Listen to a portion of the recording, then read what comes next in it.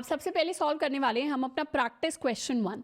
Practice question 1 हमें कह रहा है कि जो भी इमेज हमें दी हुई है यहाँ पर, इसे हमें रिक्रिएट करना है यूजिंग आर HTML टैग्स।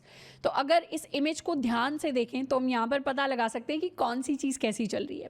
अगर मैं सबसे टॉप की बात करूँ, यानी इस एवेंजर्स की बात करूँ, तो मुझे थोड़ा बहुत आइडिया लग रहा है कि ये मेरी जो है हेडिंग होने वाली है। ऑब्वियसली हमने अभी तक 3 ही टैग्स को देखा है, एक हेडिंग वाले टैग्स को देखा है, एक हमने पैराग्राफ टैग को देखा है, एक हमने बोल्ड टैग को देखा है। तो इन्हीं तीनों टैग्स के जो कॉम्बिनेशन है उससे हम अपने क्वेश्चन को सॉल्व करने वाले हैं। तो जो मेरी टॉप लेवल हेडिंग है ये मेरी H1 लग रही है। इससे जो नीचे लेवल की हेडिंग्स हैं, यूजुअली H1 के बाद H2 होता है, तो इसको भी हम H2 रख रहे होंगे, इसको भी हम H2 रख रहे होंगे एंड इसको भी हम H2 रख रहे होंगे।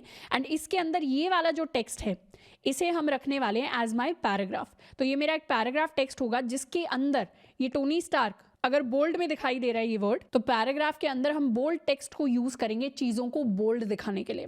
सेम चीज़ यहाँ पर, ये लाइन एक नॉर्मल पैराग्राफ है जिसके अंदर 2 वर्ड्स बोल्ड हैं, तो हम बोल्ड टैग का भी यूज़ करेंगे। तो यहाँ पर क्या यूज़ हो रहा है, यहाँ पर हमारे नेस्टेड टैग्स को हम यूज़ कर रहे होंगे। यहाँ पर भी अपने नेस्टेड टैग्स को, यानी टैग के अंदर जब दूसरा टैग आ जाता है उसको हम नेस्टिंग कह देते हैं। ये भी मेरा पैराग्राफ एंड बोल्ड टैग का कॉम्बिनेशन है। तो इस तरीके से मैंने पहचान लिया कि कौन कौन सी इन्फॉर्मेशन को कौन कौन से टैग की हेल्प से मुझे डिस्प्ले कराना है। अगर मैं HTML में ना लिखकर नॉर्मली यहाँ पर पेन पेंसिल से लिखना चाहूँ तो मैं क्या लिख सकती हूँ, मैं लिख सकती हूँ, मेरा कोड कुछ ऐसे होने वाला है। सबसे पहले तो मैं H1 टैग लिखूंगी, उसके बाद मैं लिखूंगी अपने एवेंजर्स को, यहाँ पर मेरा H1 टैग क्लोज हो जाएगा। उसके बाद मैं क्या लिखूंगी, अपना H2 टैग लिखूंगी। H2 टैग के अंदर मैं आयरन मैन लिखने वाली हूँ, यहाँ पर मेरा H2 टैग क्लोज हो जाएगा।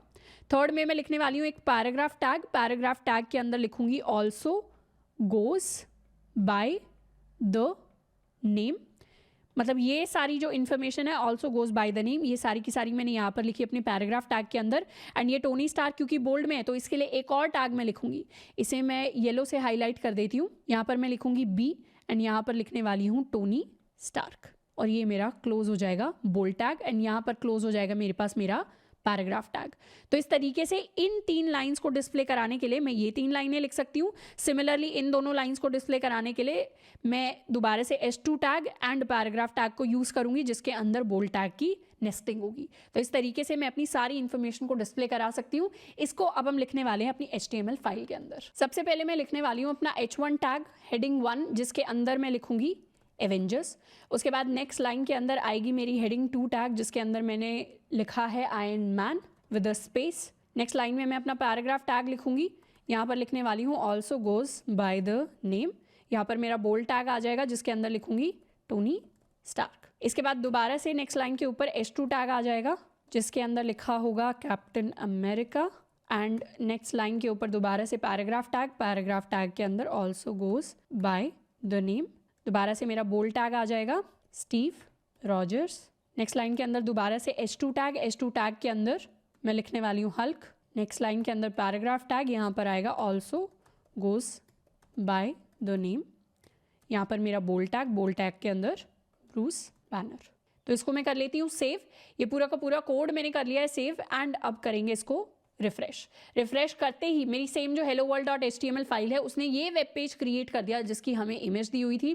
पूरी की पूरी सारी की सारी चीज़ें सेम लेवल पर सेम तरीके से डिस्प्ले हुई हैं। अब अगर मैं चाहूँ तो इस पेज को इंस्पेक्ट भी कर सकती हूँ। इंस्पेक्ट करके क्या होगा, ये जो पूरा का पूरा कोड मैंने यहाँ VS कोड में लिखा हुआ है ये मुझे मेरे ब्राउजर के अंदर भी दिख रहा है। मतलब पैराग्राफ टैग के अंदर मैंने इस तरीके से कुछ लिखा था, फिर बोल्ड टैग के अंदर टोनी स्टार्क लिखा था, फिर अगले हेडिंग H2 लिखी थी, फिर पैराग्राफ टैग के अंदर दोबारा से इस तरीके से इन्फॉर्मेशन लिखी थी, फिर मैंने स्टीव रॉजर्स लिखा था बोल्ड टैग के अंदर। तो ये सारी चीज़ें मुझे मेरे एलिमेंट्स के अंदर इंस्पेक्ट करने के बाद भी दिखाई देती है। अब एक और स्पेशल चीज़ है मेरे इंस्पेक्ट फीचर के अंदर। अगर मैं यहाँ पर चाहूँ तो एवेंजर्स को चेंज करके, इस टाइटल को चेंज करके मैं यहाँ पर अगर लिख दूँ शक्तिमान, तो इसको मैं जैसे ही एंटर करूंगी क्या होगा, मेरे H1 टैग में चेंजेस आ जाएंगे। ये चेंजेस मेरे VS कोड के अंदर नहीं आएंगे। VS कोड के अंदर HTML फाइल में जो मैंने लिखा है वो वैसे का वैसा लिखा रहेगा, बट चेंज कहाँ आया, चेंज आया सिर्फ ब्राउजर के अंदर। मतलब यहाँ पर जो चीज़ मैंने चेंज कर दी वो वैसी ही वैसी मुझे वेब पेज के अंदर चेंज होकर दिखाई देने लगती है। पर ये चेंजेस परमानेंट नहीं होते, ये चेंजेस टेम्पररी होते हैं जो सिर्फ आपके ही कंप्यूटर में आपको चेंज होकर दिखता है। जैसे अगर मैं यहाँ एवेंजर्स वाला मेरा विकीपीडिया पेज है, विकीपीडिया पेज को भी जाकर मैं इंस्पेक्ट कर सकती हूँ। जैसे ही मैंने इंस्पेक्ट किया, यहाँ पर मैं ढूंढ सकती हूँ ये एवेंजर्स वाली हेडिंग कहाँ लिखी हुई है।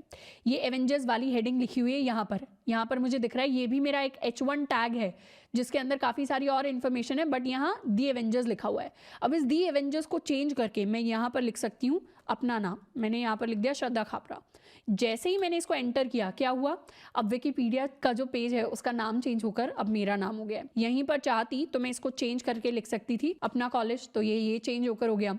इसी पेज को चेंज करके मैं यहाँ पर चाहती तो शक्तिमान भी लिख सकती थी, तो ये पूरे के पूरे विकिपीडिया पेज का जो इन्फॉर्मेशन है वो चेंज हो गई। तो कभी कभी यूजुअली लोग सोशल मीडिया के ऊपर इस तरीके की वीडियोस डालते हैं कि उन्होंने पूरे वेब पेज को चेंज कर दिया है, विकिपीडिया पर कुछ भी इन्फॉर्मेशन डिस्प्ले हो रही है। तो वैसी चीज़ों के ऊपर जाना नहीं है। ज़रूरी नहीं है कि वो जो इन्फॉर्मेशन आपको डिस्प्ले करके दिख रही है किसी भी वीडियो के अंदर एक वेबसाइट के ऊपर, वो एक्चुअल इंटरनेट के ऊपर पोस्टेड हो। क्योंकि ये जो शक्तिमान चेंज हुआ है, अगर आप अपने विकिपीडिया से एवेंजर्स वाला ये वाला लिंक खोलेंगे तो आपको एवेंजर्स ही दिखाई देगा। ये जो छोटा सा चेंज हुआ है ये सिर्फ मेरे ब्राउजर के अंदर और सिर्फ मेरे सिस्टम के अंदर चेंज हुआ है, और ये एक टेम्पररी चेंज है। अगर मैं अपने जो पेज है इसे रिफ्रेश करूंगी तो दोबारा से ओरिजिनल जो इन्फॉर्मेशन है जो इंटरनेट के ऊपर पोस्टेड है वो दिखने लग जाएगी। तो इस तरीके से इंस्पेक्ट फीचर की हेल्प से हमने एक नॉर्मल वेब पेज क्रिएट किया है, और मुझे इसके अंदर कुछ चेंजेस करके देखने हैं। मुझे अगर चेंज करके देखना है कि टोनी स्टार्क की जगह अगर मैं यहाँ पर भी आयरन मैन लिख देती तो मेरा पेज कैसा दिखाई देता, तो वो चेंजेस मैं साथ के साथ ब्राउजर में करके चेक कर सकती हूँ, इंस्टेड ऑफ कि पहले मैं VS कोड की फाइल में चेंज करूँ फिर यहाँ पर आकर मैं रिफ्रेश करूँ। तो ये जो फीचर है इंस्पेक्ट का, ये हमारे बहुत ज़्यादा काम आएगा जब हम CSS को पढ़ रहे होंगे, या जब हम और ज़्यादा कॉम्प्लेक्स फीचर्स को अपने वेब पेज के अंदर ऐड कर रहे होंगे, क्योंकि हम तभी के तभी अपने सारे चेंजेस को वेब पेज के ऊपर देख पाएंगे।